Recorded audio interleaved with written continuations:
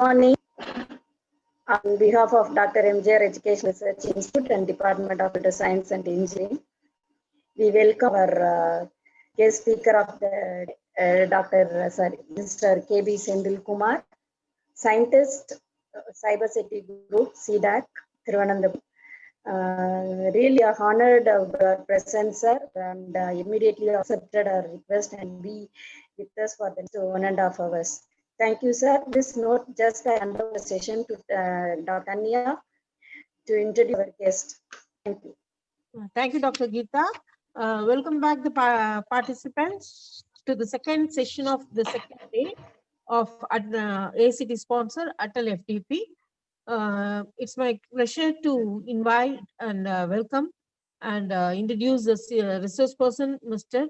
KB Sendil Kumar. He has a great passion for innovating through technology in cybersecurity. At present, he is working as scientist E in cybersecurity group of CDAC, Thiruvananthapuram. He completed his master's degree in computer science and engineering from Bharathiar University.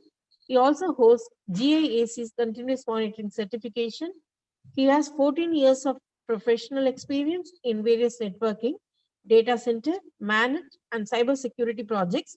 And also he is expert in leading the managed security services provider to PSU and government agencies. He is involved in National Cyber Coordinator Center project for CERT.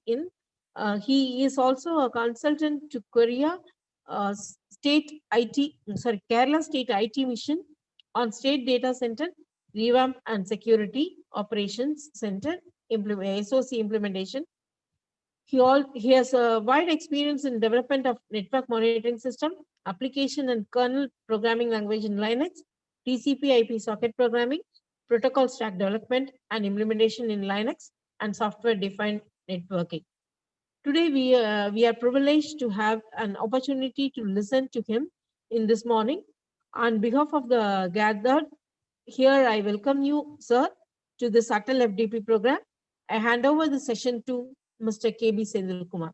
Sir, the dais is yours. Okay, thank you for the introduction. Good morning to everyone. So, as introduced by Ms. Kanya, so I'm currently working in cybersecurity. So, by most of my experiences on the networking side for the past 5 years, I am working on the cybersecurity, especially on the security operations center. Okay, so I'm not a machine learning expert.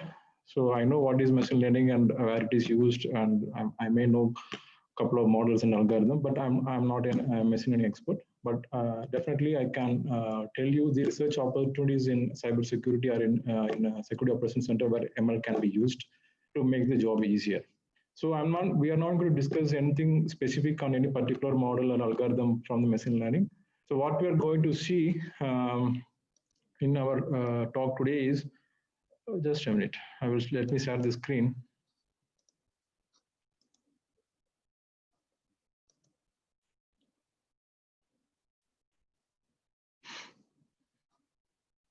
Just a minute.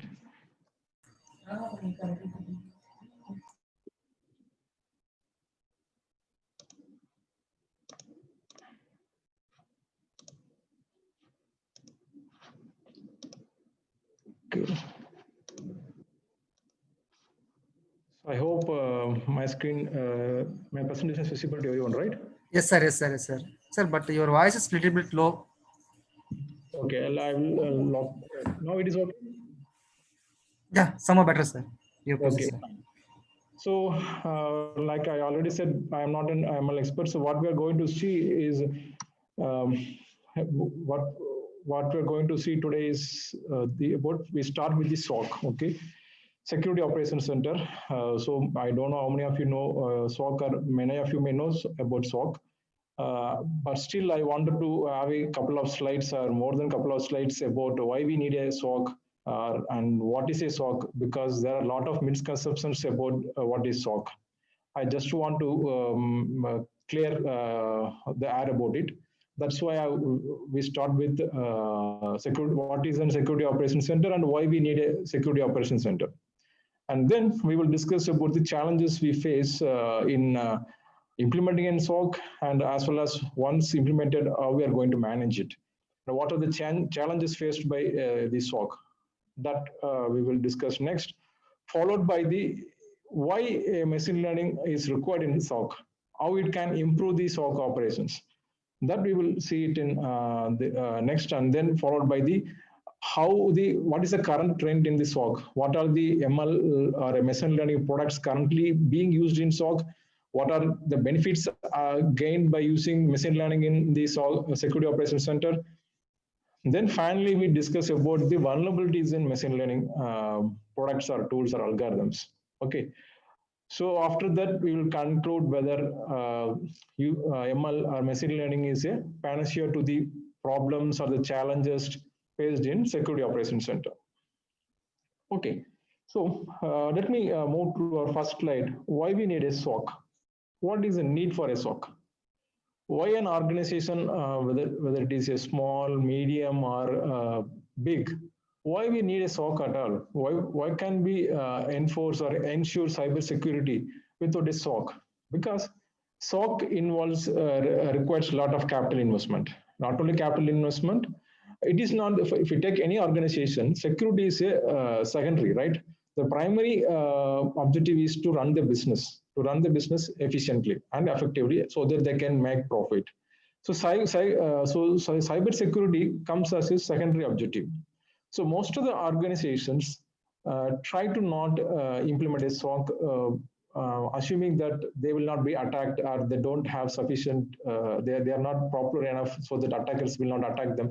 So we have a lot of misconceptions, and organizations of different sizes, small or medium or big, they don't bother implementing or enforcing cybersecurity in an organization. Okay, so now what we're going to discuss is why we need a SOC at all. So this is the I'm trying to, I don't know whether we can see the slides clearly or not, but what I've tried here is to bring the all kind of threats we face currently today, right? So if you compare this threat landscape to the landscape in 1980s or even in early 2000s, it is very different from what it was during that time, right? Especially in the last 5 years or a decade, the threat landscape has changed so much that there are a lot of opportunities to intrude in organization and steal confidential information or whatever they want to do, right? There are a lot of opportunities because of a lot of technologies have been introduced in the organization.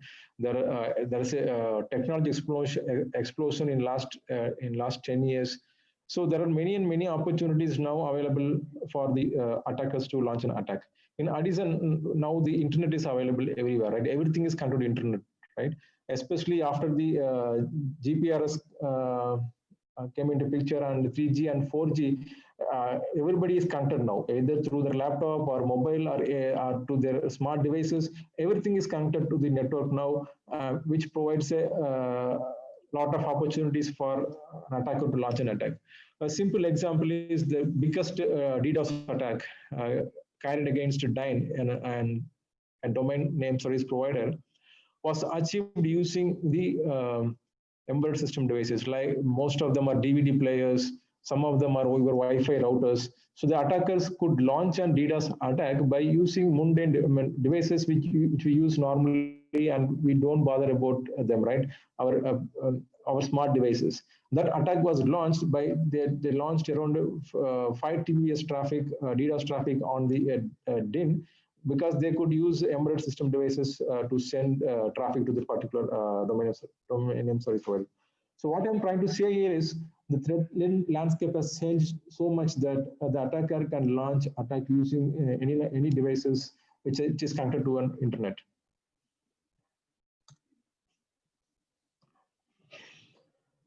So before going to the next slide, so I know that I'm sitting between the lunch and you, and it is going to be a very long section of 1.5 hours.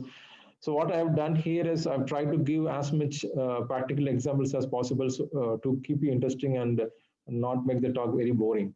Okay, so I'm trying to give what practical examples and whatever we faced in the industry while managing the SOC. Like what's in the introduction, I'm currently managing the SOC of CDAC, where we offer SOC as a service to the government end customers. So I'll try to give a lot more practical examples so that you are not bored, and we can make use of this session, make useful of as a useful session.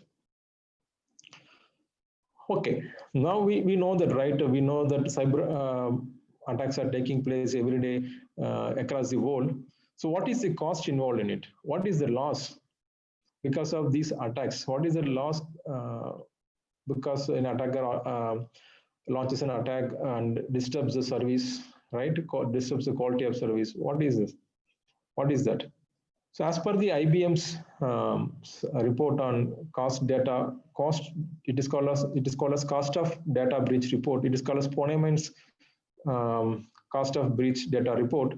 It is released every year, which says the what was the average cost of a single cybersecurity attack.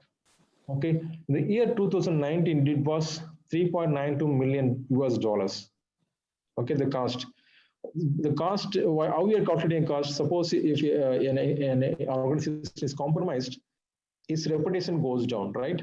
So basically its market value goes down. Then during the period of attack, the users may not be able to reach the organization networks, or they may not be able to reach the service, right? So because of which they lose money. And also some cost is involved to remediate the attack and bring back the system to the normal condition, right? All of these involves cost.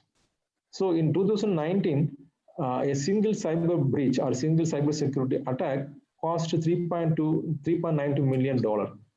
Okay, so and most of the attack happened in United States of America, and the attack, most of the data the attackers were after is health records. Right, basically personal identifying information, what we call as PII. And funny thing here is, it says on average it took 279 days to identify that attack has happened. Right, that means an organization has been compromised. The organization has, on average, an organization comes to know that their organization has been compromised only after 279 days. It is not hours, 279 days, right? How it is possible nowadays? Attackers are technically very much capable that they can hide their presence in the network, and then they can maintain a persistence connection to the compromised organization, right? And also on a single breach, attackers were able, on average, attackers were able to exfiltrate more than 25,000 records. Okay, this is the current situation, current cybersecurity situation in 2019. Okay, on the right-hand side, on the rightmost bottom corner, there is another graph which says the total cost of what we were discussing now is the cost of a single breach, right? How it affected a single organization. This chart on the right-hand side bottom corner, which is a McAfee's hidden cost of cybercrime report for the year 2020, states that for the overall loss because of cyber security attack is 945 billion. That is close to 1 trillion. Okay, that is a loss experienced by the organizations because of cybersecurity attack. Overall loss across the globe. So that is actually 1% of global GDP. You see how much effect it has, the cybersecurity breach has on the global economy, right?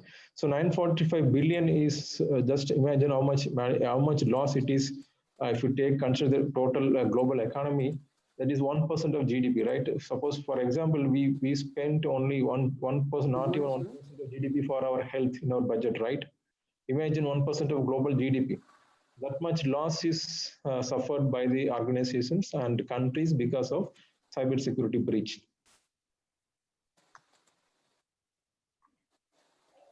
Now, this is one important thing you might have noticed in recent days, especially not only recent days, in recent years, especially in last 5 years.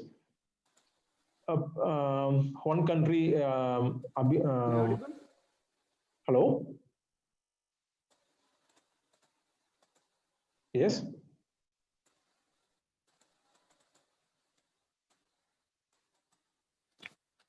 Can I continue? Sir, you can continue, sir, please. I think somebody asked a question. I thought I would answer it. So, dear participants, kindly post your questions in the chat box. End of the session, it will be responded by the speakers. Please kindly coordinate on this regard. Okay, fine. Yeah, please continue, sir. Okay, so the next reason why we should have a, you might have seen that nowadays one country accusing others that their team hacked into that particular country's organization, try to steal data, right? So one drastic change in the recent year is the capability of the attackers or the adversaries, right?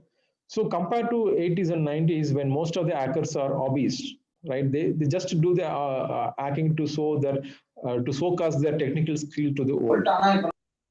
They were not bothered about making money out of the attack. They were simply hobbyists, and they were happy to showcase their technical talent to the peers. That was the 80s and 90s. But from the 2000s, attackers learned to make money out of the cybersecurity attack. That's when the real issue started. And then what happened is the countries also jumped into this bandwagon and started using cyber space as to launch a cyber war against other countries, right? So I think yesterday you had a session on advanced persistent threats. You might have discussed about many APT groups which are suspected to be a part of a country or are sponsored by a country, right? So when a particular group or attackers or adversaries are sponsored by a group, you get the funding and resource to launch an attack on any organization, how big they are, right? The recent attack on FireEye, Microsoft, and SolarWinds is one such example. Okay, so attackers were able to compromise SolarWinds update server, right? SolarWinds is an NMS, basically network management system. They were able to compromise the SolarWinds update server, and SolarWinds didn't identify the breach. Okay, the breach was identified by FireEye when they came to know that attackers have got into their network through SolarWinds. That's how SolarWinds came to know about the breach in their network. So if the adversaries are well funded and if they have sufficient resource, they can launch attack on any organization, how big they are, or how they can even launch an attack against a country. That is the current situation now. So adversaries, compared to the yesterday years, now the adversaries are well funded and they're very sophisticated, and they have the capability to launch attack on organization of their choice. Okay. There are other examples as well, like Stuxnet worm that affected Iran's enrichments, uranium enrichment. And most of all, one big example is the ransomware, right? In 2018 and 19, almost entire world was affected by WannaCry, Petya, non-Petya, right? Where does the source code came from? The source code came from National Security Agency, right? National Security Agency is a organization which comes under the US Department of Defense. Okay, the primary role is to monitor or spy the other countries over internet. Okay, so I've listed different categories of adversaries here. So one such adversary is called activists, by a name anonymous. They were against the restrictions imposed on internet. To avenge that, they launched an attack on NSA. They stole the code and published it in the darknet. Okay, so you may ask why NSA was keeping it secret. If they have found a vulnerability in SMB service in Microsoft, why they didn't inform Microsoft and plug the vulnerability, right? So that's where the nation state actors comes into picture. Even though they identified a vulnerability and they had a source code to exploit that vulnerability, right? They never bothered to inform the users or the Microsoft, which is the OEM, right? So now you can get into a clear picture of why it is important to have a SOC, because now the advisories are well funded and country funded by some organizations. They have sophistication as well as resource to launch an.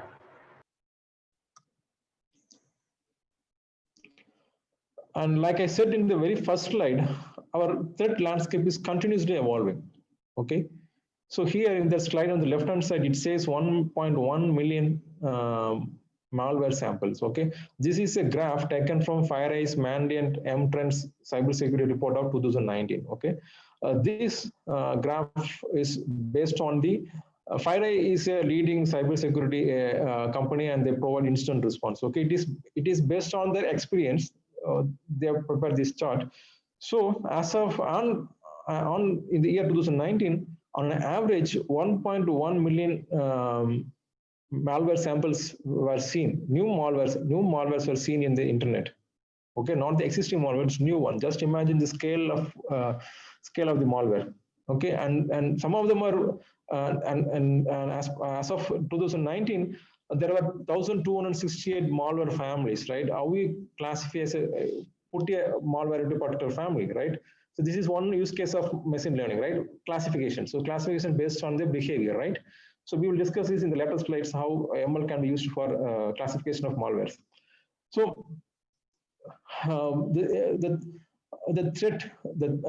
threat landscape is continuously evolving, not like unlike the years in 2000 or 2010, where the threat landscape was almost static. Nowadays, the landscape and the vectors are continuously changing.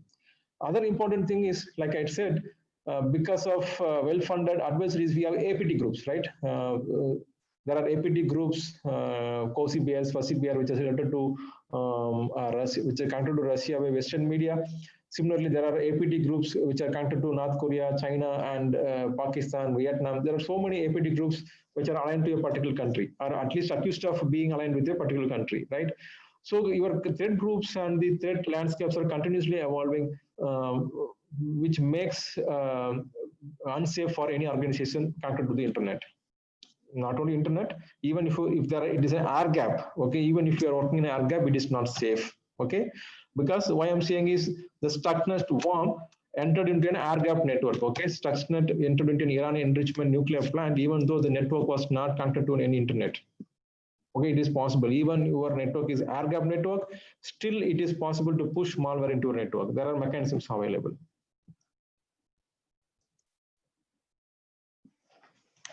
And another important change, right? The change we can see nowadays is all the attacks are targeted against the clients. Clients means mobile, desktops, or laptops, not on the servers, right? So the previous years, right, when the HTTP came into picture, we started offering services to web servers. All the attacks are called as server side or service side attacks, because the attack was against an open port, right? So if you're offering a service, some port on your system will be listening, right, for request to service that request, right? So all the attacks were, again, in the 90s and the early part of 2000s, were server-side attacks. Attacks were targeted against a particular server which offers a service, okay? But nowadays, there's a complete paradigm shift. Almost all the attacks, or at least the initial exploitation, is on the client side. Why there is this paradigm shift? Why the attackers have changed their tactics from targeting a server? Why they started targeting on the clients? What resulted in this paradigm shift? What happened is security administrators or network administrators were able to prevent those kind of attacks or server-side attacks by using a perimeter firewall. Okay, to some extent, to most extent, they were successful in eliminating these kind of attacks by putting a perimeter firewall, right? So another thing is, now since everything is connected to internet, right? Your mobile phone, your laptop, desktop, everything is directly connected to internet, and everybody using social media like Facebook, email, a lot of things are available now. So now, and if you ask any cybersecurity professional and you ask him what is the weakest link in enforcing cybersecurity, almost 19% would say humans. Okay, almost all the attacks are carried out because of human vulnerability. Rather, even though there are attacks launched using the vulnerabilities on the system, but the starting point is because of human vulnerability, right? How many of you, when you receive a link over email, how many of you think twice before clicking a link? Especially if it says, if you click the link, you will get award, you will get a free gift. How many of you will think twice before clicking a link, right? Or click open an attachment, which says they have sent you a gift coupon. You can purchase it from Amazon or Flipkart. Most of us don't bother to check the sender before clicking the link or opening an attachment, right? That human vulnerability is what exploited by the attackers to launch attack. And another funny thing is, I think when your client or desktop or laptop makes a communication with the server, it sends the details about from which machine or which OS you are accessing that server, what web browser you are using, what are the capability of the web browser, what are the plugins and the add-ons installed on the particular web browser. All these data is shared with the server, right?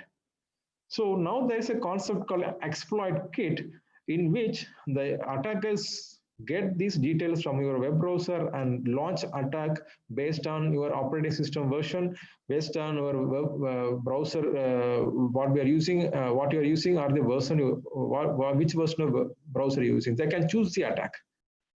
Okay. Next thing is, another thing is the attacks target is the using your Office document, your Word, PDF documents embedded with the malicious softwares, right?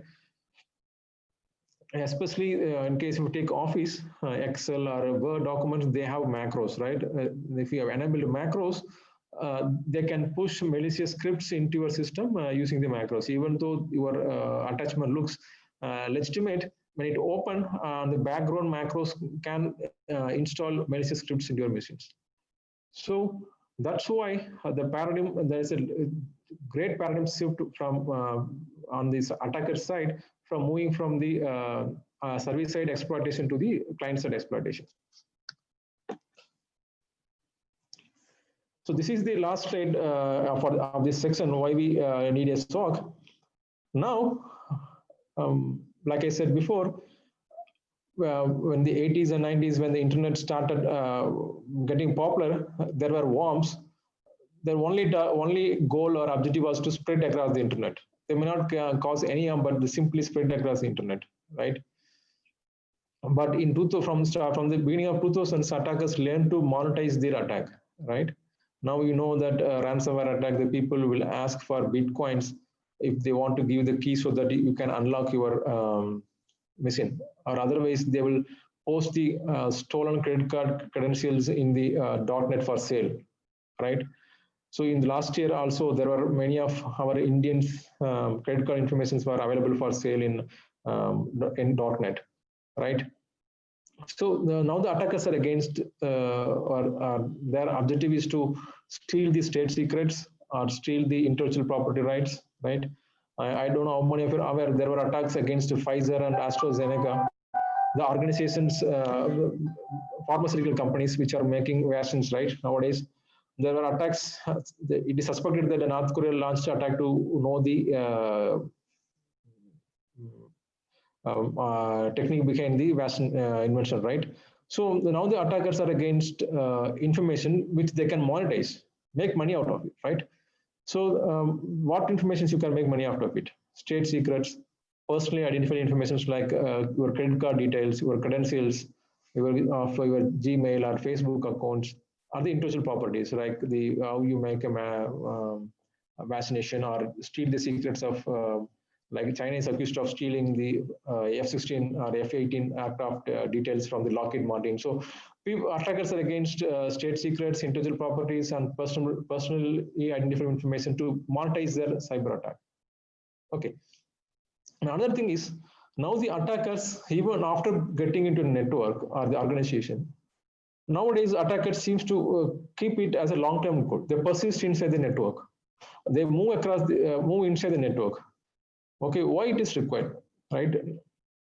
I told you right now, nowadays the attacks are client-side attacks, right? Suppose, for example, suppose an attacker by sending a phishing email and convincing the user to open the attachment. Suppose assume that an attacker installed a malware in an employee's machine, right? That malware may open a backdoor through which the attacker can reach that machine, right? But the information he requires, or the information is after, may not be available in the particular machine, right? He has to identify the server from which he can exfiltrate that particular information. For that, he has to keep a persistent connection, because you may not find a server which contains the sensitive information on day one. It may take weeks, it may take months, depending upon the size of the organization. The example I can give you is Target. Target is the number 2 chain of supermarket in US. That attackers were there for more than a year. They were collecting the as and when the supermarket they swipe the credit card in the point of sale machine, they were collecting those details, credit card details, into their they added software running inside the Target. They collected that information and pushed that outside. The Target came to know about this infiltration only after the attackers published the credit card credentials for sale in .NET. Okay, that is how the attackers are capable. So they can persist there, they can remain in their network undirected for months or sometimes for years. So if your organization is not spending any money or not even a paisa on cyber security, you cannot identify any such any attack on your network. That's where the SOC comes into picture, right? Many of you might have heard about NOC, Network Operations Center, right? The role of the NOC is to measure the performance, network performance, right? Troubleshoot if there is any issues, any bottlenecks, troubleshoot so that you can immediately pinpoint where the bottleneck is and you can resolve the network performance issues, right? If there need to be a change in the router settings or any change to be made in the firewall rules, all this can be done from the NOC. So there is a centralized center from which the entire network is monitored for performance and for troubleshooting. That is the role of NOC. So most of the organizations have NOC because they want the network up and running so that they can offer service to the customers, right? That is a business. That's why almost all the organizations have NOC, but most of them don't have SOC. Even if they have SOC, they do it for compliance purpose, not for monitoring purpose. Okay, so coming to the end of this section, why we need a SOC? If your organization is compromised, the reputation is lost, your service comes down, you lose business, because of which you encounter loss, your profit making comes down, and then nowadays adversaries are very sophisticated, well funded. They have the capability to remain in your system, in your network for months and years without being get caught. So there are other reasons also for persistence within a network, because I don't know how many of you know cryptojacking. So right, if you want to earn a Bitcoin, you are supposed to solve a problem, right? Mathematical problem. Who solves the problem first, you will get the Bitcoin, right? So for that, you require a lot of processing power. So what happens nowadays is attackers install this crypto mining softwares, Akunti machine, and install crypto mining softwares into the victim's machine so that they can use the processing power, right? So they are monetizing their attack, even though they are not stealing any money. What they are earning is they are earning Bitcoin by utilizing somebody else's computing power, right? So you're instead of serving the actual customers, your machine end up serving the attackers' crypto mining process, right?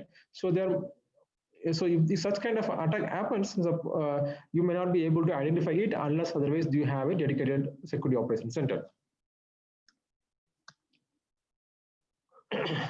Excuse me.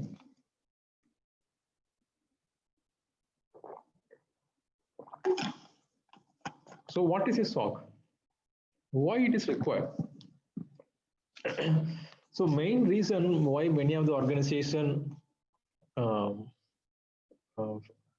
not interested in having a SOC of their own or is it involves certain cost. Okay, you have to purchase a lot of tools, and it also involves cost in terms of running it. Okay, but that's what they see from the business perspective. When the top management sees, they see this is the amount of money they have to invest in implementing a SOC and keep it running. There is what they see is there is no return of investment from the business perspective, right?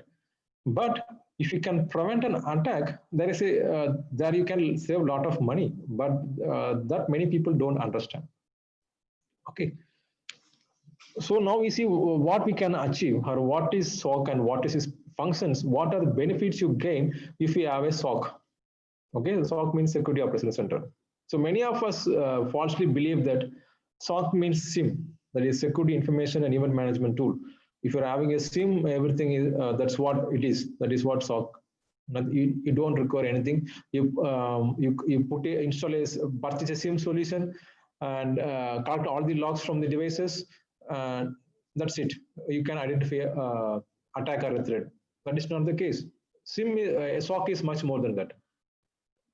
So I have taken a slide from the one of the leading OEM on SIM, HP. Now it called Micro Focus. So I thought this slide is very relevant to this talk. So I just took this slide. So SOC is one main capabilities. You can collect one function or purpose is collect the logs from all of your security and network devices, right? Your firewalls, IPS, IDS, proxy servers, your web servers, all those things, and if you have any IoT devices, okay, all those things comes to a central location, central database, right? What is the use? What is use of it? So to identify an attack, by simply looking into one log is not sufficient to make sure to come to a conclusion that an attack has taken place. You need to correlate between events from different different point devices like firewall, routers, switches, servers, right? So once you bring all the logs or the events into central location, you can correlate between these different logs and find out whether an attack has actually taken place or not. Okay, that's what on the left hand side you can see the devices from which we collect logs and events. It goes to a centralized database and that database is also connected to the threat intelligence. I think you might have studied, I think there was a session yesterday on cyber threat intelligence, right? So that would basically it comes with the indicator of compromise, right? It's kind of signature from which you can identify that an attack is taking place or has taken place. That is also comes into this centralized database, and using that information, you can write rules, correlation rules, to detect known attacks. So I'm making it clear here, known attacks. Okay, you can create correlation rules to detect known attacks. And based upon if some of the rules trigger, if any of the rules you have implemented on the system triggers, it triggers an alert, right? That alert automatically goes to an analyst, some cybersecurity analyst. So the analyst then investigates that. So there are different types of analysts in a SOC: layer 1, level 1, level 2, level 3. I haven't shown level 3 here, but in normal cases, in the infant stage, any SOC has 3 tiers of analysts: L1, L2, L3. So, and any alert first goes to the L1. Depending upon the SOC process, it goes to the L1. L1 then performs triage. So basically triage means you might have seen in the ICUs in hospitals, right? Triage, identifying the reason for the issue, right? For that, they have to go through the logs and find out whether an attack has actually taken place or not, whether it is a false positive, whether it is an actual attack. Depending upon the that particular SOC workflow or process, he may escalate that to issue to the level 2 analyst. So the L1, L2, L3 are depending upon the technical expertise. Okay, so L2 has more technical expertise compared to L1. Similarly, L3 has more technical expertise compared to L3. Okay, that's how the whole SOC operation is performed. You collect log, do perform correlation, and also while collecting the logs, we also enrich the logs and normalize the logs so that it can be indexed. So all the logs you can search by using queries from the SIEM, right? Since the fields are normalized and indexed, you can search in terms of IP address, destination IP address, source IP address, port number, country. So enrichment in the sense, suppose if you get an IP address from the geolocation or from OIS, SIM will enrich that this particular traffic has come from this particular country or from this particular organization. That is one kind of enrichment, right? So like that, there are a lot of enrichment takes place in the log so that an analyst can easily understand this traffic has come from this place, is gone from this system. When this particular user was using the system, this traffic has gone out. All this information you can get it from the system. Okay, so this escalation and everything depends upon the SOC process or the workflow on the particular SOC. On the right hand side, we have said real-time monitoring, investigation, and hunt. Okay, these are the capabilities of the SOC. Okay. Suppose you are suppose an organization wants to set up a SOC, that SOC may not have all these capabilities. Okay, in SOC it always go in iterative manner. You start a SOC with a certain capabilities, and with the knowledge gained and with the experience gained, you add additional capabilities. Right? There is a in the slide. Let me take the laser pointer. So there is a called unteam. L1, L2. There is a called unteam. Most of the SOCs don't have an unteam, okay? Because unteam is a very specialized job where the people work on the assumption that your network has already been compromised. Your system couldn't detect that compromise, and they're trying to find it out. Okay, it's like finding a needle in a haystack. That's what they are doing. That is a very specialized job. Most of the SOCs don't have that unteam. That's why they are, on the right hand side we have a big arrow mark going downside on the increasing level of maturity. As you start the SOC, as you gain maturity, you can attain these capabilities, but not from day one. It is impossible for any organization of any size to have all the capabilities from day one. It is definitely impossible. So I think from the previous slide, you might have seen we have security devices. We have devices collecting logs. We have analyzing the logs and then finding out an attack has taken place or not. So SIM is not is equal to SOC. What is SOC is equal to PPT. PPT means people, process, and technology. That is what is called a SOC. For a SOC to succeed in identifying a threat, all these things should be there or should work in cohesion. Then only you can identify a threat or an attack. Otherwise, it is impossible. If you can have tools with so many capabilities, if analysts are not properly trained, or if you don't have a proper process how to handle an attack or how to respond to it, then you cannot succeed in stopping an attack or remediating the attack. So a SOC involves three components: people, process, and technology. Technology is where your devices, right? IPS, IDS, firewalls, proxy servers, what are the security devices you have in your network? And in recent days, UEBA, endpoint detection response, that we will discuss later, but those are the latest additions to the SOC recently. But what I'm showing is a conventional SOC where no such devices are present. Okay, so technologies, we have SIM, firewalls, IPS, next generation firewalls, web servers, all those things.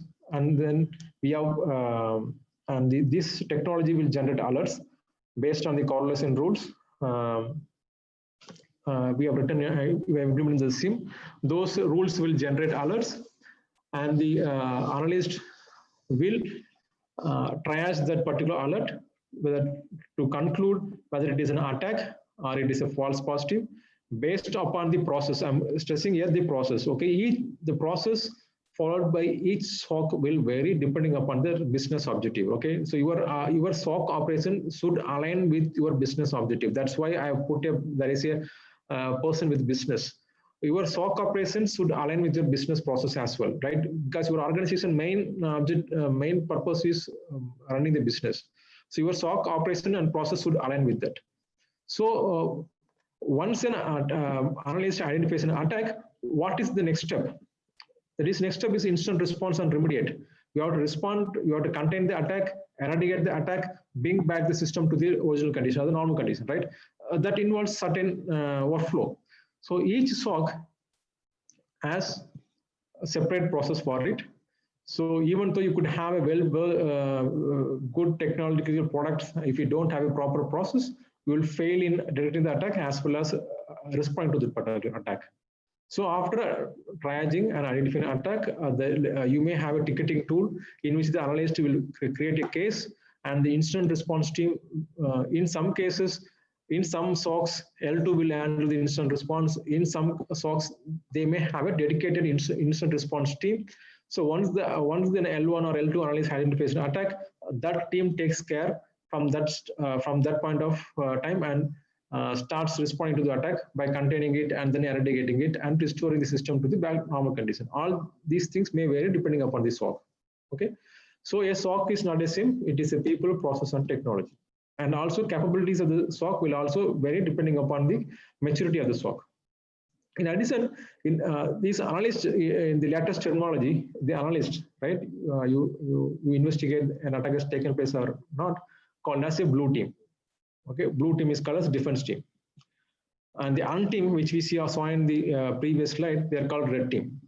Okay, so blue team is defense, red team is proactive defense. That means they are even though there is no alert, that they are mining the logs to see whether the attackers have entered in the network without getting caught. So that is what called red team. And there are also different teams called purple team and white team. So all these teams depend upon, as I said before, depending upon the maturity of the SOC. The SOCs may have different teams. Okay. So what is the benefit we get out of by having a SOC? Because as I said before, it involves capital investment as well as running cost, capital cost as well as running cost. What is the benefit we get out of this SOC by having a SOC in our organization, right? What it makes is, actually we will discuss one more point called defense in depth. So what we can achieve is defense in depth. I will estimate in the later part of the slide. But here, what I want to stress here is, you can detect an attack at a much faster rate. If you don't have a SOC, you may not detect an attack at all. But if you have a SOC, you can detect an attack at the earliest point of time, so that you can respond quickly, so that your main business is not affected. By doing that, you are saving money, right? If you are responding to an attack, if you are able to identify an attacker getting into network at the very initial stage, you can stop him from getting into stealing the your classified information or your employees' information, right? By doing so, you are saving money, right? You are also saving the reputation of organization.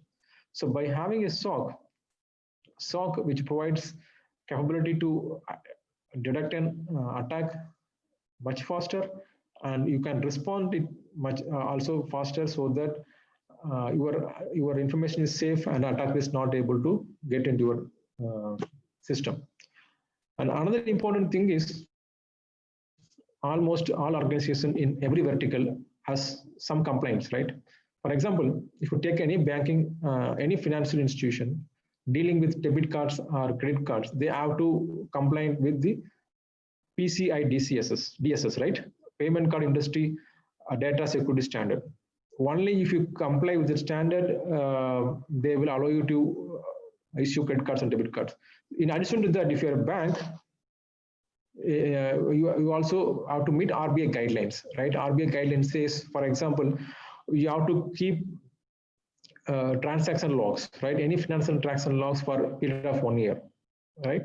So in addition to the faster detection and response, your SOC also enables these kind of complaints and also complaints auditing, so that on one side, you are making sure that you are detecting the attack much faster and responding to it, so that your normal business is not affected. On the other side, you are also satisfying your business needs, your compliance needs. imposed by different organizations, right? For example, if it is a hospital in US, they have to comply with the HIPAA, right? HIPAA, Health Information Personal Accountability Act. So all this can be done if you have a SOC. So your SOC, even though you cannot directly see the benefit out of it, but there are a lot of benefits in terms of saving the reducing the downtime, reducing your loss, saving the reputation of your organization, protecting your sensitive information. All these things can be done if you have a proper SOC. Okay. Now we'll come to the next stage. What is the challenge then? See, so we saw why we need a SOC at all, and then we see what is SOC and its capability, what we can achieve with the SOC. Then what is the challenge in it? Why we need an ML to work on this challenge? So this is again this is a statistics taken from Mandiant M reports released by FireEye. Okay, statistics shows the time taken on an average to detect an attack. Okay, so I said you implement a SOC, you can detect an attack much faster, and you are saying so these are all in days, okay, not in hours. These are in days, and on average, you can see that from 2011, the time taken to detect an attack has come down gradually, right? From 416 days, that is more than a year in 2011.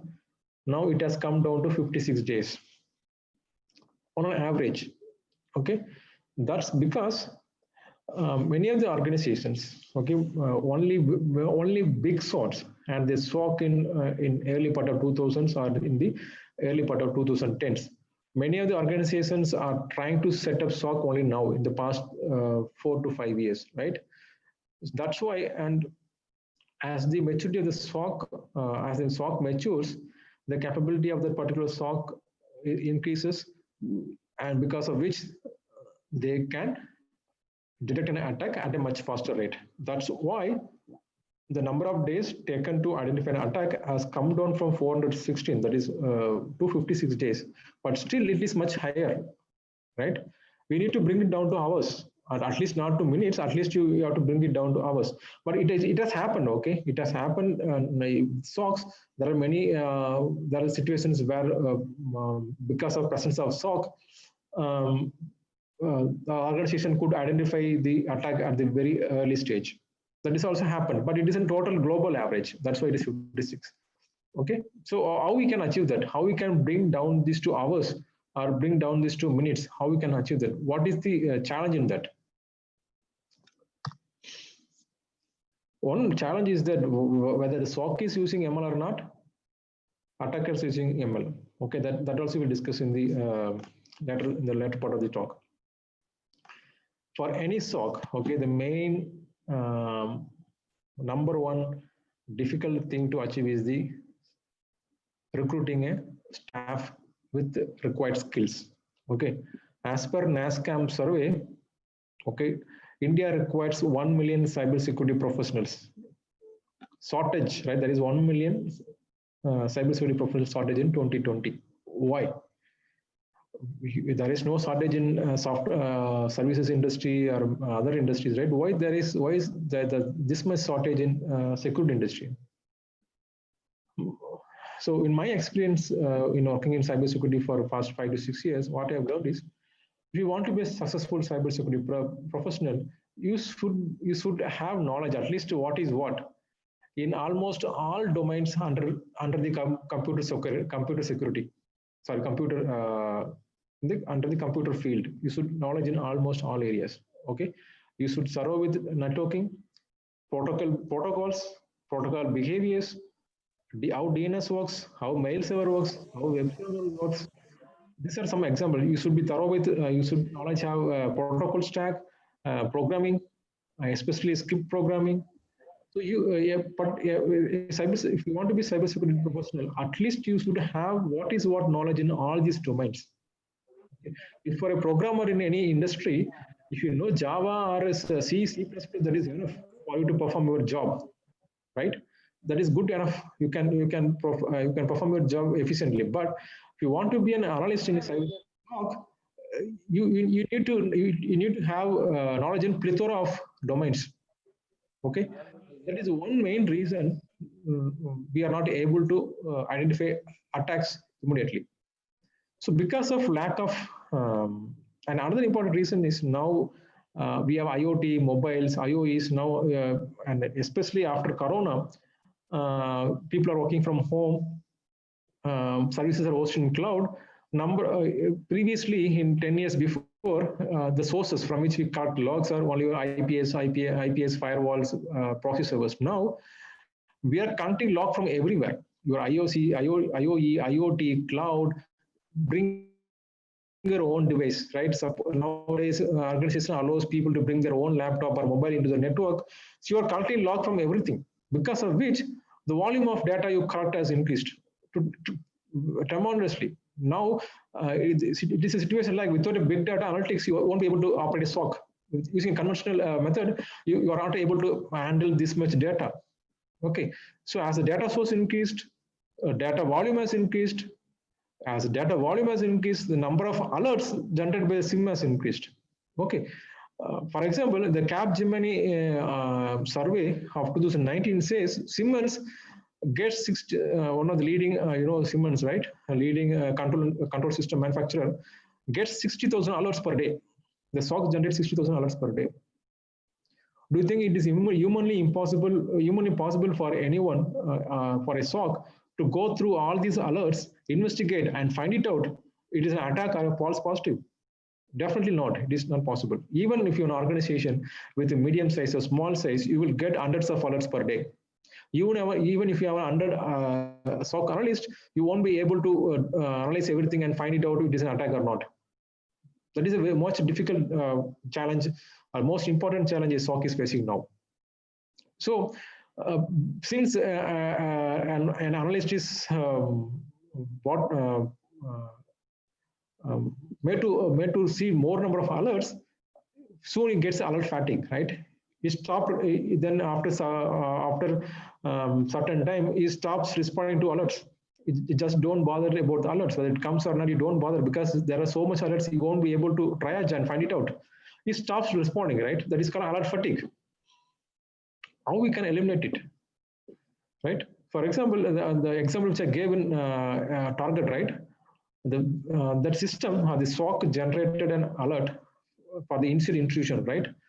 But because there are so many alerts, the analyst failed to see that particular alert, which actually resulted in an attack. That happened because there were so many alerts the analyst couldn't handle in a single day.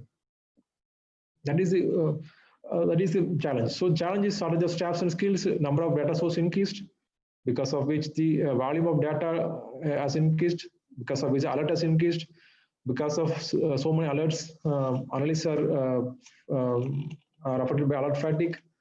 So even though you may have a SOC, because of huge volume of data, it is not, most of the SOCs are not running efficiently. Okay, this is the challenge. How we can solve it, or how we can overcome it, so that we can detect the attack at the earliest. That is where ML comes into picture. So what I'm going to do is, I'm not going to discuss any particular algorithm or the any particular model here. What I'm going to show here is, so this is what I've shown here is some of the research problems. Okay, so that ML can be used to solve these problems. In the coming slides, what I'm going to talk about is, now itself there are certain ML tools available, which were to some extent successful in eliminating, overcoming some of these challenges. Okay.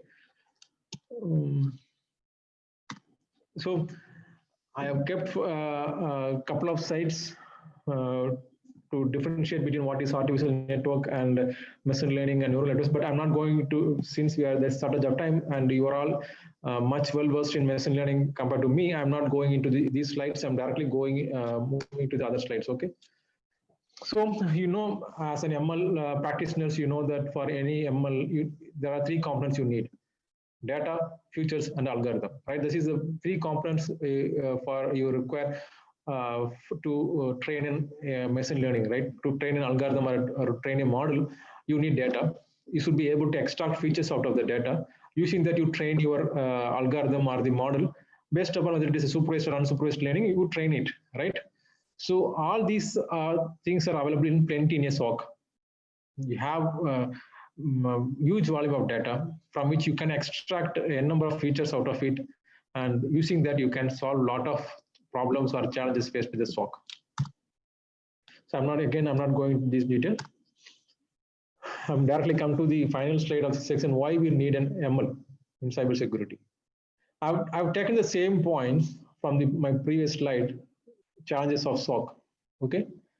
See, I think you as an ML practitioners, you should be able to see. So we have, I can see the SOC is overwhelmed with huge data, right? That is what ML is good at. ML is good at processing huge volume of data in a much shorter period of time, right? Compared to human being. That is why ML is required in SOC.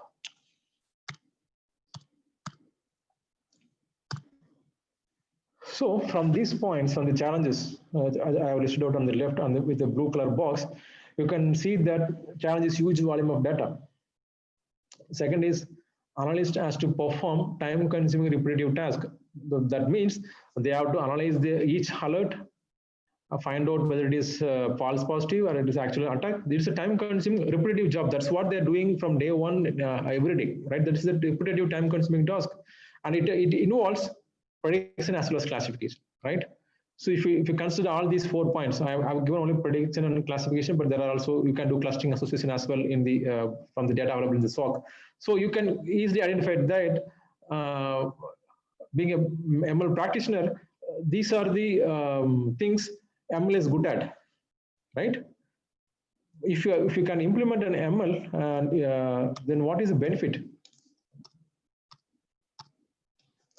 If you can use an ML machine learning algorithm or model to perform these tasks, how we can improve the SOC performance, right? So what we can do is, instead of analysts spending time investigating each alert, they can do threat hunting, which is more important than triaging the alert. They can do much more time on instant response and threat hunting. So automatically what happens? You require less number of staff to perform SOC activities, right? Suppose you require 100 analysts and 100 L1 analysts, 50 L2 analysts, and 25 L3 analysts. Instead of, you can bring it down. Maybe you can operate with 10 L1 analysts.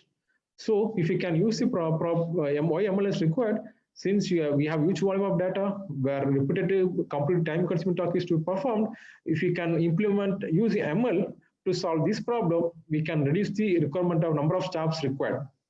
Right? We can eliminate the time-consuming repetitive task from the SOC.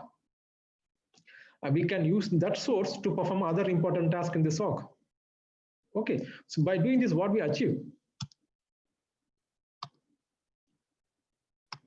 What we achieve is difference in depth. So I told you I will discuss about difference in depth, right? Difference in depth is a new SOC principle. That's how most of the SOCs work now. What do you mean? That is, stopping or preventing an attack from happening is impossible. Okay, it is impossible. So you see, again, an example, like coming back to SolarWinds, from compromising the SolarWinds update server, attackers were able to get into FireEye network as well as get into Microsoft, right? Microsoft last week released a statement saying that hackers were able to see the source code of the Mac OS, right? Just imagine the capability of Microsoft. Do you think they don't have a SOC? They have a SOC. They have a SOC with more capability, which I have shown here. Okay, all kind of ML, everything they have, but still attackers were able to get into the network. So difference in the depth is a principle in which the SOC operates with the assumption that preventing an attack is impossible. Attack has already happened. We have to identify detect the attack at the earliest. Okay, so we are working under the assumption that attack will happen at any time or may have happened already. So we are working to detect the attack at the earliest. By doing it, but at the earliest, what I mean is, we have seen the goal of the attacker, right? Stealing classified sensitive information so that they can make money off it. So when they do any client-side attack and they compromise a client, they have to search through the network to find out the server from where they can steal the data, right? For that, they have to move laterally inside the organization until they move without detection, okay? And at the same time, they have to make a persistent communication as well. All of this they have to do to find the sensitive data. It takes time, okay? If you are able, even though the attacker has compromised your network and entered your network, if you are able to detect that compromise before the attacker can steal the sensitive data, that is a win. Right, that is a win. That's why I'm stressing detecting the attack at the earliest. Even though if you are not able to stop the attacker from entering into network, if you are able to stop him from stealing the sensitive information, that is a win. That is called defense in depth. I mean, you should be able to detect the attack at the earliest before the attacker achieving his final goal, that is stealing the sensitive information. That is called defense in depth. So if you can do this repetitive time-consuming task involving huge amount of data by using ML, definitely a SOC can achieve this defense in depth capability. Okay. Now, coming to ML and what is SOC trends. So what I'm going to discuss here, and this is the before the discussing the vulnerabilities in the SOC, what I'm going to discuss here is what are the current algorithms already put to use in SOC to solve some of the problems. Okay, I think in my previous slide where we discussed what is SOC, I didn't call anything called UBA, user behavior analytics, right? This is a new addition to the SOC environment where where user behavior is any deviation or anomaly in the user behavior is used to detect an attack. So what it does is, in normal case, okay, without that UBA solution, okay, you assume that there is no UBA solution. In normal case, we identify a user activity through the logs from Active Directory or LDAP or AAA servers, right? We collect these logs from there, and you might have written some rules, correlation rules, to identify any change in the user behavior. Okay, assume if you have thousands of users, so assume that you have written a rule for a correlation rule to detect an attack. That rule should run in the memory. Okay, suppose your SIM has 100 rules. That 100 rules should be there in the memory so that it executes task. So that means you need a lot of processing power for so that our correlation rules can work. And also work, it is very difficult, and after that you have to manually investigate. Once the alert triggers, then you have to manually investigate to find out if this is an attack or not. So here, how ML operates here is, this UBA solution is now comes as a part of SIM. Okay, it studies the behavior of a user over a period of time. Okay, each individual user. Okay, and from that it understands the behavior. If there is any deviation from that behavior, ML will create an alert. Okay, so here there is no need for you to draw any correlation rule. There is no need for you to mention any threshold. Okay, the machine learning algorithms using regression or classification identifies the anomalous behavior from the user and tries to alerts the analyst. I can give an example. Okay, how we can use ML here.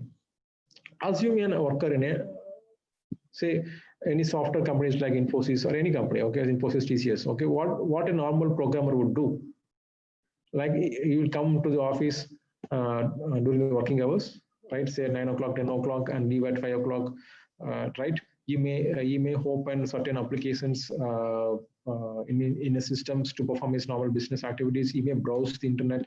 He may visit certain sites, right? That is what happens more or less. For each employee has their own behavior, right?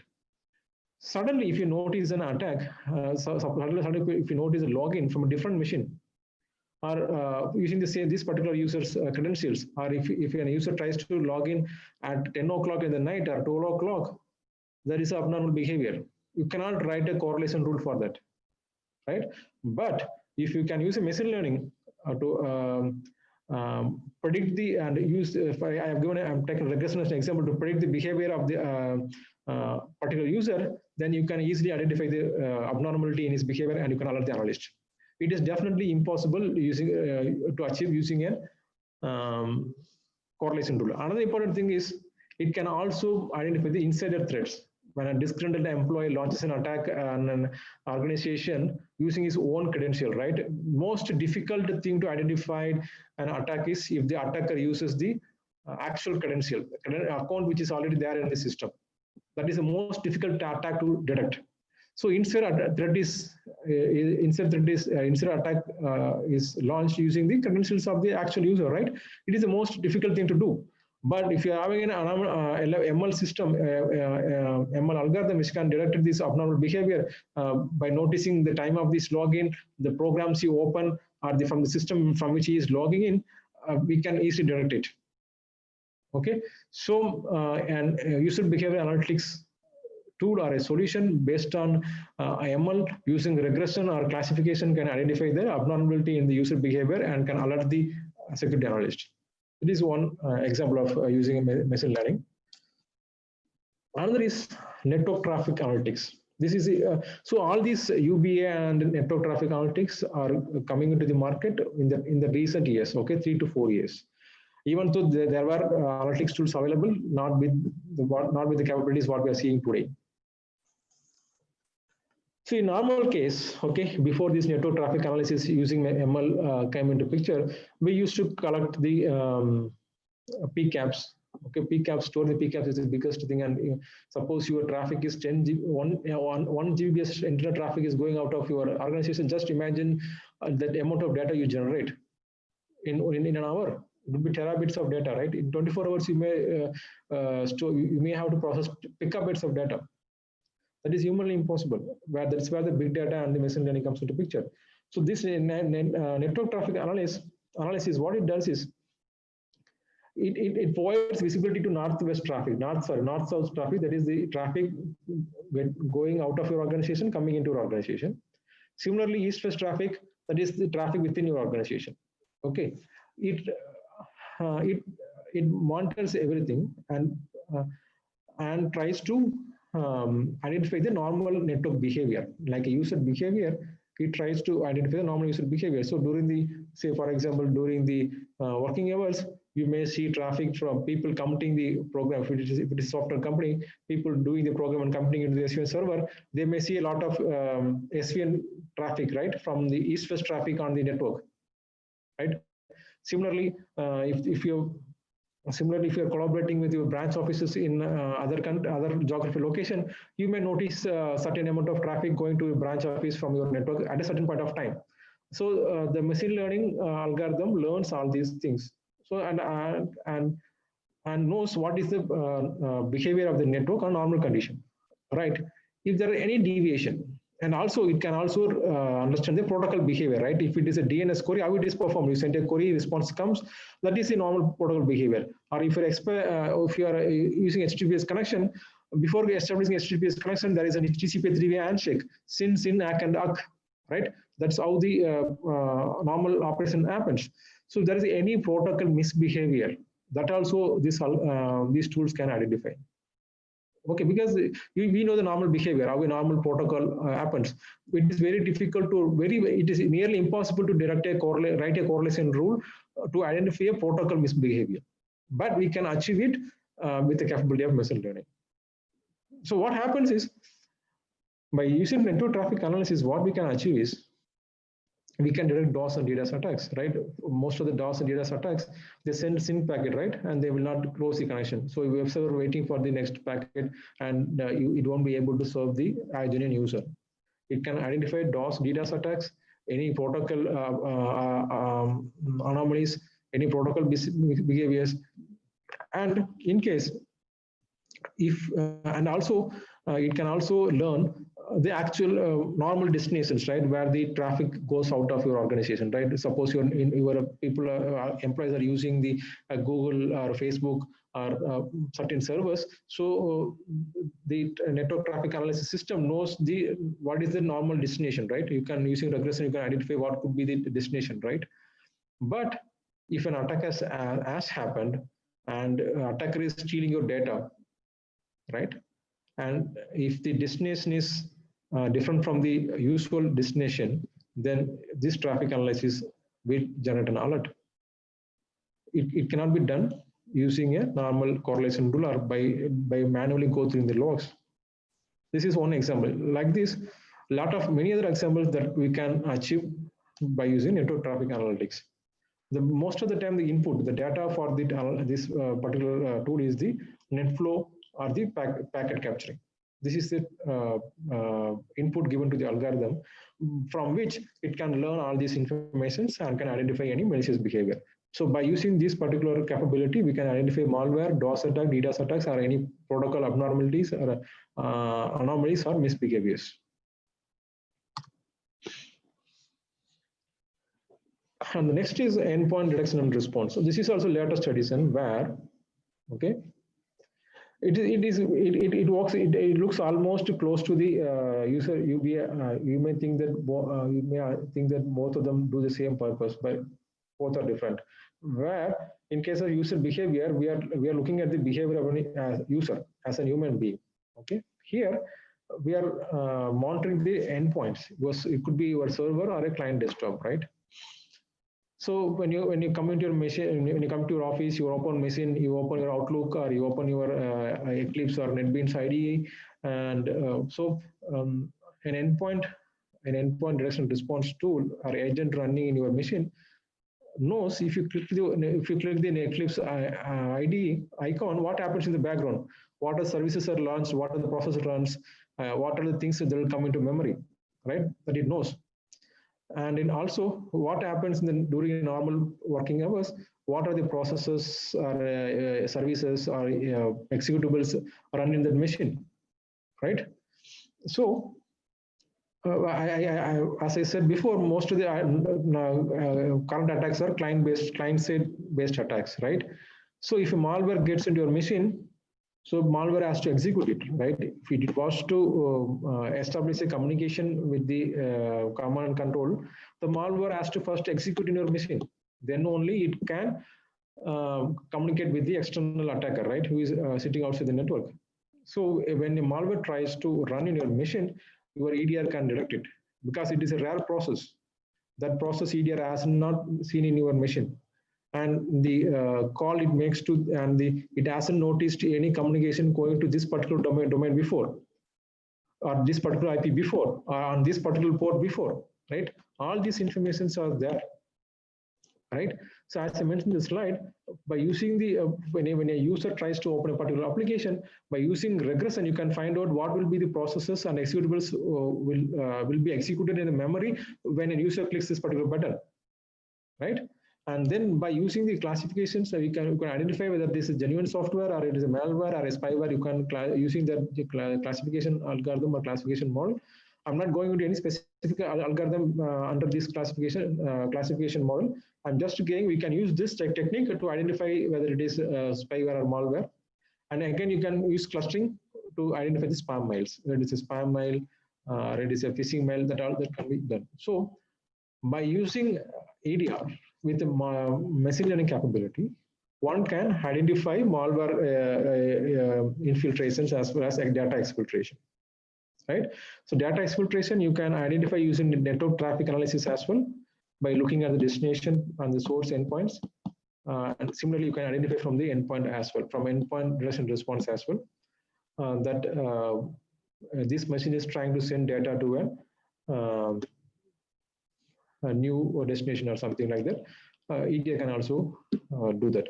And another important thing you can do with EDR is we can generate threat intelligence, right? You might have listened to the extraterrestrial threat intelligence class. Threat intelligence, it identifies the techniques, tactics, and procedures used by the attacker to launch an attack, right?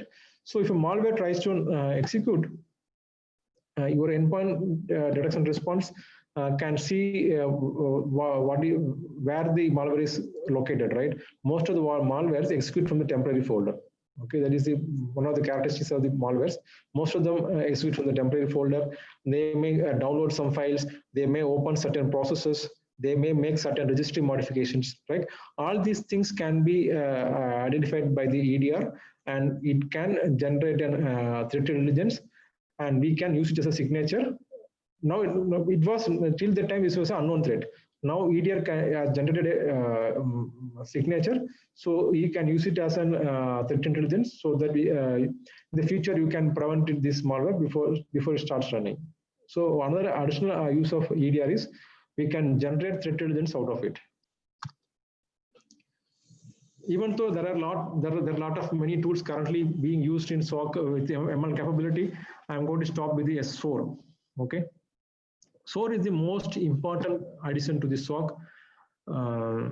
If you compare this with the UBA or network traffic analysis or the endpoint detection response, I would say the most important addition to a SOC is the SOAR. It means it's security, orchestration, automation, and response. Why it is so important? Okay, so I have given the definition of Gartner on the left-hand side. I'm not going to read due to lack of time, I'm not going to read it. So what we are saying is we are going to use the machine power to make this SOC operation efficient. So one of the main operations you might have noticed during my talk is the triage, right? Once an alert is generated, whether by UBR, EDR, or NTA, you have to triage. Basically, you have to triage and identify whether it is an actual attack or not, right? Therefore, for coming to that conclusion, an analyst has to collect information from multiple systems. Suppose you say network traffic analysis has generated an alert saying that communication is happening to a suspicious domain, a suspicious IP address. You need to collect the details from UBA, NDR, so that you can come to a conclusion whether this is an actual attack. Right? These things are manual. Okay, so if you have thousands of machines, you have to search through these logs to find out details about this particular source. This is all done manually. Okay, SOAR eliminates by using orchestration. Okay, once an alert is generated, by using an orchestration, the SOAR platform can automatically collect information regarding a particular alert or event and bring it to you. One thing is you have to make a decision. No need for the analyst to search through the all the logs and events manually to find out the relevant events. Orchestration does automatically. Suppose a NTA generates an alert saying that this particular host is sending information to this particular malicious domain. Automatically, orchestration collects the information from the UTA, UBA, firewall, everything related to the particular source. It collects the relevant information and gives it to you. You can then you can take the decision making. Okay, and in addition, it takes it to another level. If it is a known threat, decision making also it can take. That is done by automation, right? I'm stressing here it is known threats. If it is a known threat, if you know what could be the response, you can automate it. So now almost all the SOAR platforms currently in markets, they have a capability called playbooks, right? Playbooks, we have talked about processes, right? People, process, technology. Depending upon your process, you can create a workflow in your using in your SOAR platform. So suppose if a phishing mail comes and a user clicks it and some malicious communication goes to malicious domain, you do this. You can drag and drop, right? Drag and drop. What we'll do is once alert comes and if you click, it is an alert. What automation does it automatically pushes a rule in the firewall to block the communication to the domain. It quarantines the particular endpoint from communicating with the other part of the network until you clear that endpoint with the malware. Everything is done automatically. No need for any manual intervention, right? And by using orchestration and automation, SOAR platform enables an SOC to respond to an attack quickly without any manual intervention, only for known attacks. So in normal case with the SOAR platform, all these things are to be done manually. Suppose you are if for a triaging alert, if an analyst takes an hour because he has to collect information, he has to go through the information, and then you have to make you have to make changes. You have to inform the NOC team to make corresponding changes in the firewall, and then you have to inform the system administration team to stop the to remove the endpoint from the network. All this takes time. But if you have orchestration and automation capability, it can be done in minutes. So automatically, what happens is you can handle more alerts, you can respond to more events. It makes it possible to handle more. Makes it possible to detect an attack at the earliest. So I think we have crossed the specific time limit, so I'm not going to detail about these. I have given some of the examples how the SOAR makes your job easier in case of drive-by download, or it is a command and communication. How it is identified by the NTA and UBS solutions, and how how a SOAR platform can automate that response, right? But I'm not going to due to lack of time. But one thing I want to stress here is the most one of the main I could say the open research problem is the threat hunting. Okay, threat hunting the red team people in the red team require more capability or technical expertise compared to an L1 L2 analyst. Okay, because they are trying to find out an attack from a huge volume of data. So here was the ML is required. But still, we don't have any product for ML. It could be an ideal use case for using unsupervised learning or reinforcement learning. But it is if you have a ML product that can do threat hunting, any SOC manager would trade anything for such a solution. This is one of the critical aspect in the SOC. If you can come up with a solution for this, then you can make a lot of money. And come to the adoption in SOC. This is based on the statistics from the Capgemini SOC survey. Only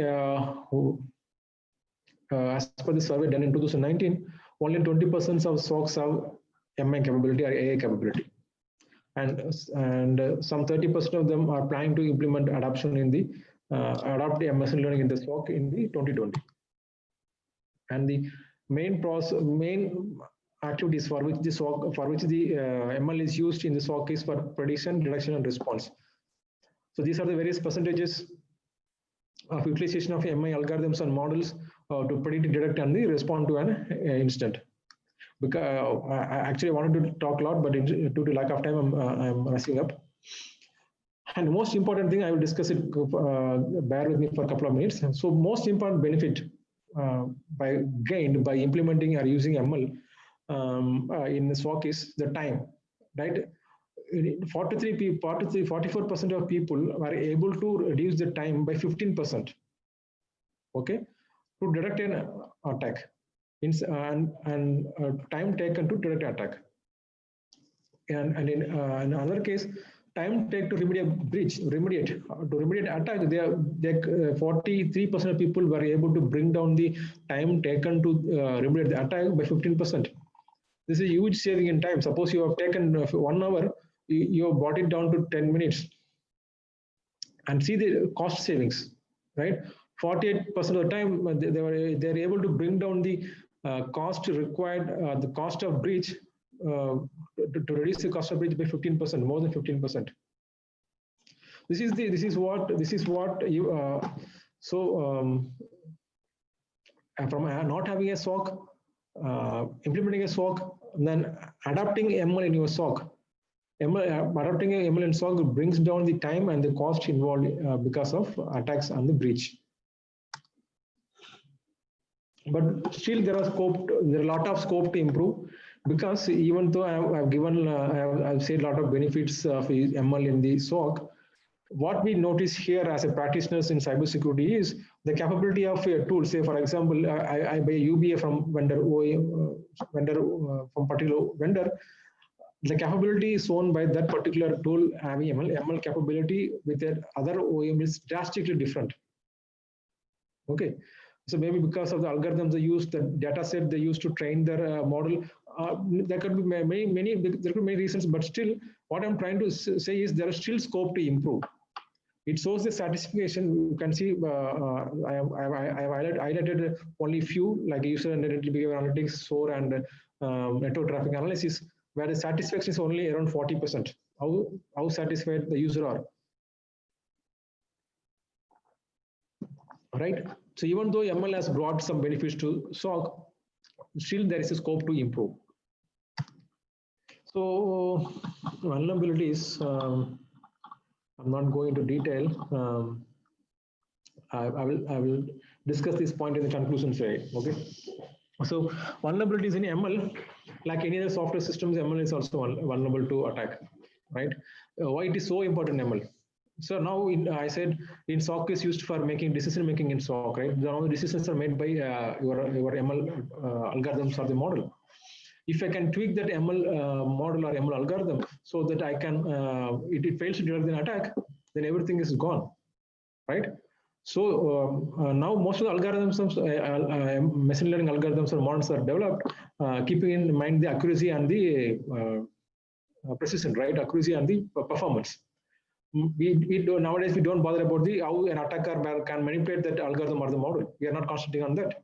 Most of the tools are developed to make the predictions accurate and the performance and the performance. We are not bothering to check whether the model can be manipulated by the attacker by using by injecting some poisonous data sets while training. All those things are possible. So what I'm trying to say is, as an ML practitioner, while developing a system, you start working on the cybersecurity aspect as well. How to prevent the attacker from manipulating your algorithm or the model. So coming to the conclusion, so in the current threat scenario, an organization requires a SOC. Otherwise, it is a David and Goliath battle, right? We have alerts in terms of millions, and we have 100 analysts. You cannot solve it. It is definitely a David versus Goliath war. Machine learning definitely has improved, especially in recent 2 or 3 years. Okay, not before. It has definitely in the last 2 or 3 years, ML has changed, improved the performance of SOC a lot, and solved many of the problems. But still, a lot of problems to be solved where ML can be used, like the threat hunting. That is one example. I have given. Similarly, there are other use cases as well. Maybe if you can reach to me over mail, I can let you know other use cases as well. And most importantly, while developing an ML system, especially for cybersecurity or for SOC operations, make sure that the algorithms or model is can be manipulated by the user. Now, then the final question and the topic of the talk is ML is the panacea for all the challenges faced in the SOC operations. It's a cat and mouse game. Okay, because what I'm saying is that, as I mentioned before, attackers are also using ML. So finally, who has the better ML model wins? Definitely, ML has improved the performance and efficiency of a SOC, no doubt about it. But still, there is a lot of scope for improvement because all the customers are not satisfied. Most of the customers are satisfied around 40%, not even touch 50%. So there are a lot of things to improve. At the same time, similar to any other software system, it is also prone to vulnerability. And I would like to conclude the talk with the conclusion that whoever has a better machine learning model, attacker or defender, they win on that particular day. With this, I'm concluding my talk. I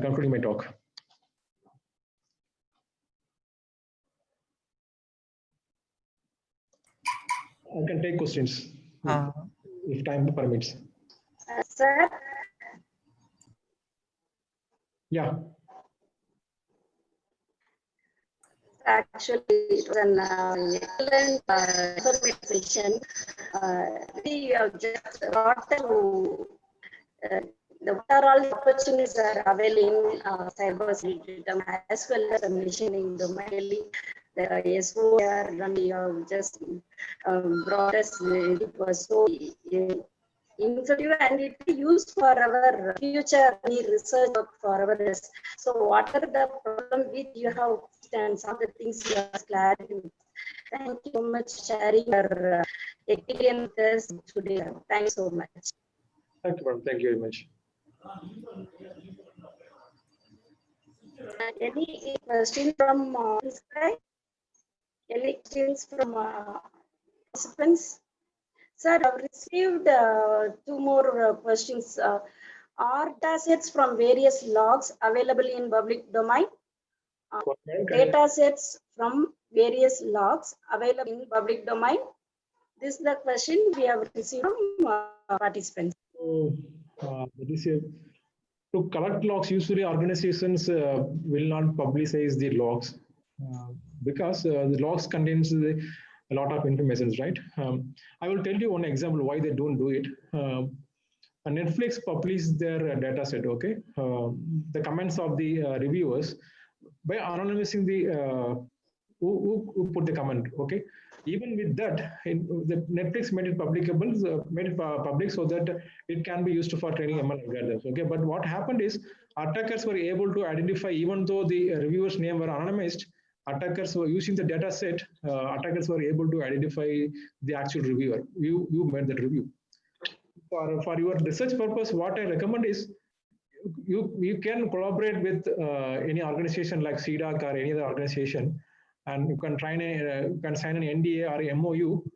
Then they will share the logs because logs contains a lot of sensitive information. You can sign an MOU or NDA, and then they will share the logs. Otherwise, they don't publish it. Because once you publish the log, attackers know what kind of device is used, the type of device is used, then they can launch an attack. So that's why it's not made public.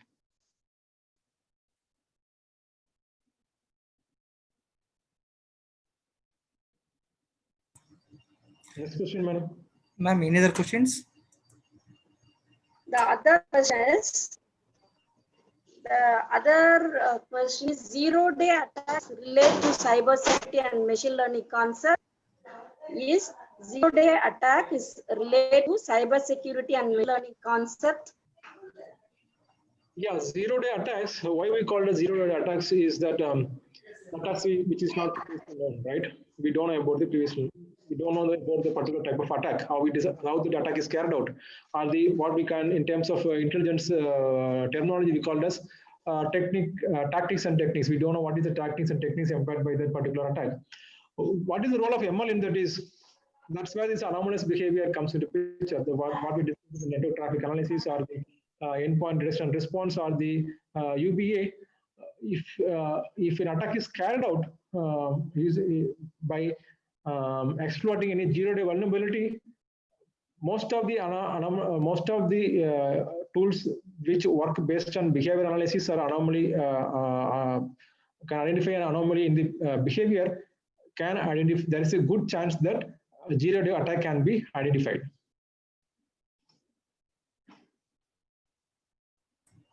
Chances are more. Thank you, sir. Thank you for clarifying our participants. Thank you so much. This will wrap the chat. Participants, more questions from your side? Sorry, madam. Can I come again? Okay. Thanks, sir. This wind-up session will get back to you. And next, Kiran, sir, do you have any questions?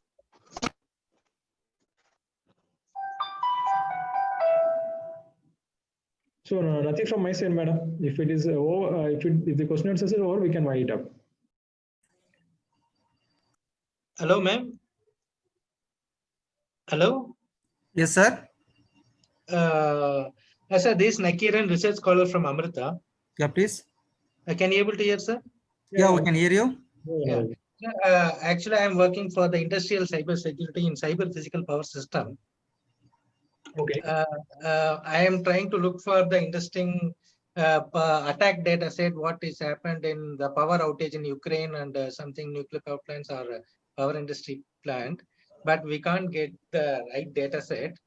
I think recently in last year in nuclear power plant in Kodamkulam, some North Korean people have tried to attack something, tried to incorporate into IT, but they can't get into it, and they get just into administrative part. So is there any machine learning model is developing in the nuclear power plants kind of sector to have this kind of detection at early stage, or they are using the firewall itself? I don't know. No, no. Because I'm working for them in terms of machine learning as an IDS part. I'm trying to work out for the industry 4.0. Is there any necessity to work in this part, or the firewall itself will do all those part in the cuts or in kind of a nuclear or power sectors? Nakiran, I think you should understand from my slide. Only with firewall, it is impossible to identify any attack, because the main reason for shifting to client-side attack is we are able to stop the service-side attack because the attack traffic originated from the outside, right? So we can stop from the other perimeter. But here, the client-side attack, the actual communication for the first takes place from the machine inside the organization. So in normal case, firewalls or the perimeter firewalls don't stop the traffic originating inside the network. Yes, sir. Yes, yes. Right. So by using only the firewall, you cannot detect any attack. Especially the techniques currently used, any client-side attack, you cannot identify using firewall alone. So that you are telling about insider attack, sir? Not insider attack. See, client-side attack means you will get the initial malware either through an email as an attachment, or you may go to an website.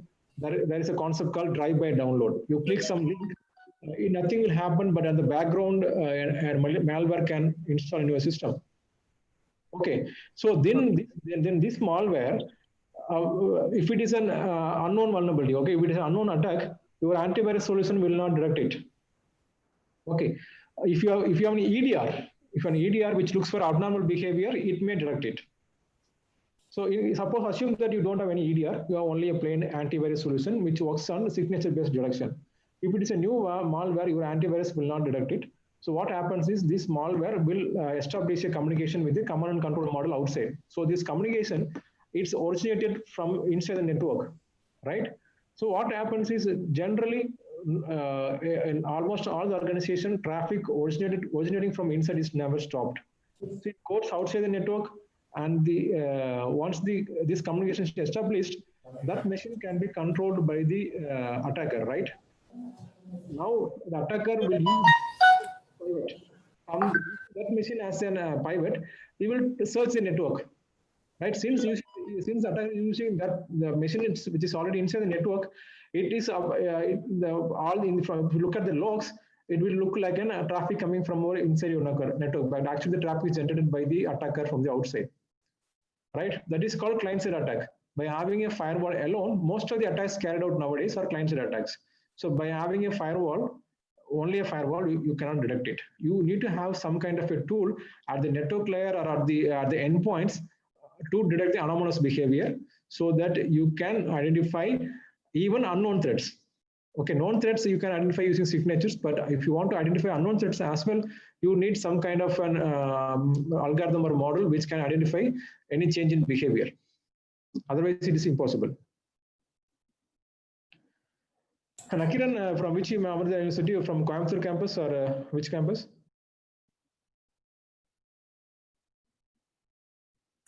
Nakiran sir, can you unmute and speak? Sir, I am a Coimbatore campus, sir.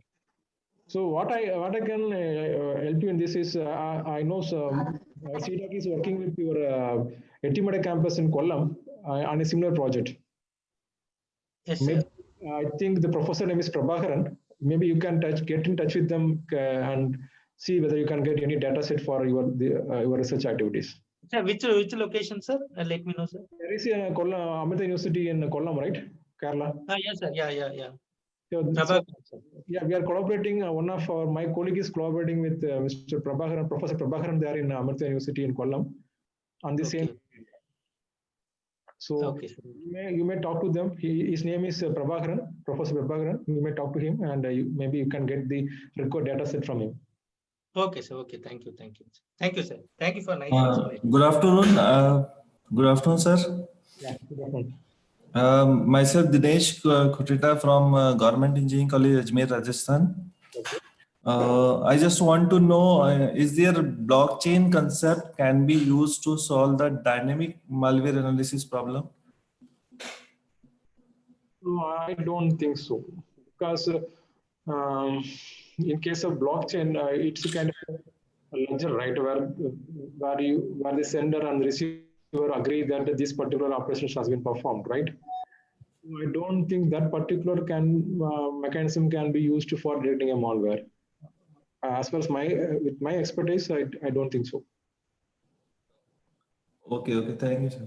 So dear participant, if you have any queries, please put onto the chat box. We will get the answer from the concerned speakers. We will let you know that through the mail communication. Thank you.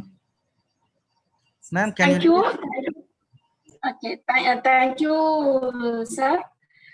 Participants will just resume back at 2:15 p.m. for the next session. Due to this extension of this session, timing extension of this session, we just get into the sixth session at 2:15 p.m. You just join with us on time. Thank you. Thank you all. Sir, thank you, Sindhil Kumar sir, for gracing us with a wonderful presentation on today. Thank you, sir. Thank you, madam. Thank you, madam, for the opportunity. Thank you, everyone.